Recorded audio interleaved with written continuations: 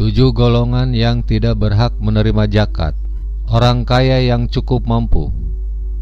Dalam Al-Quran, surat At-Taubah ayat 60 menerangkan bahwa sesungguhnya zakat-zakat itu hanyalah untuk orang-orang fakir, orang-orang miskin, pengurus-pengurus zakat, para mu'alaf yang dibujuk hatinya, untuk memerdekakan budak, orang-orang yang berhutang, untuk di jalan Allah dan untuk mereka yang sedang dalam perjalanan, sebagai suatu ketetapan yang diwajibkan Allah, dan Allah Maha mengetahui lagi Maha bijaksana.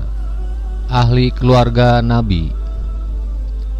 Dalam hadis riwayat Al-Bukhari, sesungguhnya zakat adalah harta yang diambil dari orang kaya di antara kamu, lalu diambil dan diberikan kepada orang yang berhak menerimanya.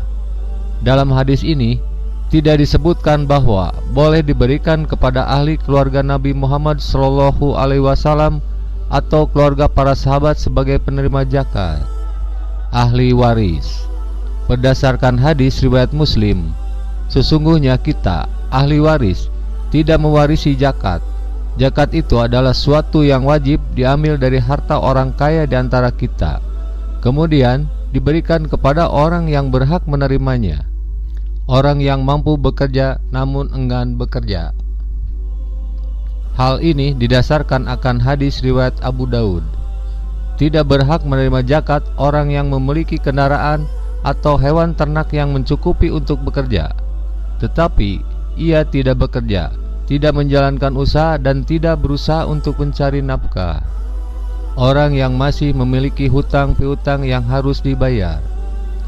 Dalam hadis riwayat Abu Daud, tidak halal bagi seseorang yang memiliki harta yang cukup untuk membayar hutangnya menerima zakat, sehingga orang yang masih memiliki hutang piutang yang cukup untuk membayar hutangnya tidak berhak menerima zakat.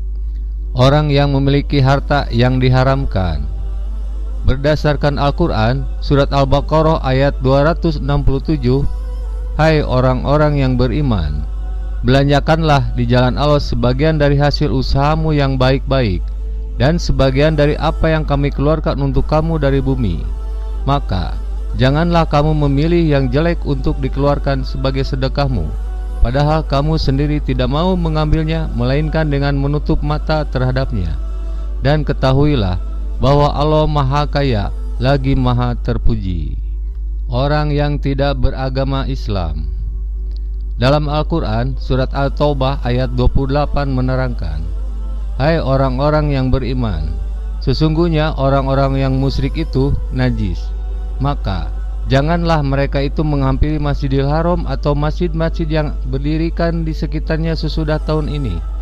Dan jika kamu khawatir mengalami kesempitan akibat perang, maka Allah akan menjadikan kemurahannya kepadamu jika Dia menghendaki.